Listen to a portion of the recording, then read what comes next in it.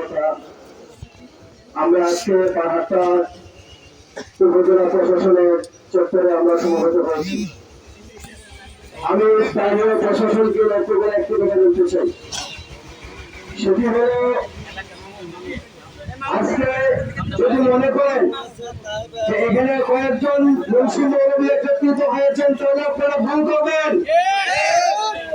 যদি আজকের ভিতরে কোরআনের অবমাননাকারীদেরকে গ্রেফতার করে দৃষ্টান্তমূলক শাস্তি না দেওয়া হয়, তাহলে নেত্রকোনার প্রতিটি অঞ্চল থেকে আন্দোলনের স্লোগান উঠবে।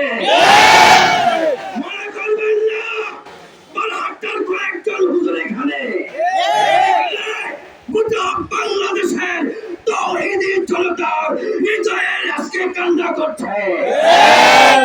আপনাদের উদ্দেশ্যে বলতে চাই, আমরা দেখেছি এক ভাই মামলার বাদী হয়েছেন।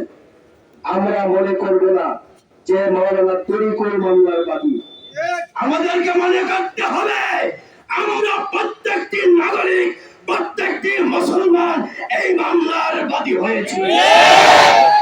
যদি তরিকুল সাহেব আজকে যে আন্দোলনের ডাক দিয়েছে, কারো বিরুদ্ধে, কারো বাড়ি করে, কারোর বিরুদ্ধে কোনো ভিন্ন প্রতিক্রিয়া দেখা যায়, আমরা প্রত্যেকটি মুসলমান ঘর থেকে বের হয়ে আসবেন।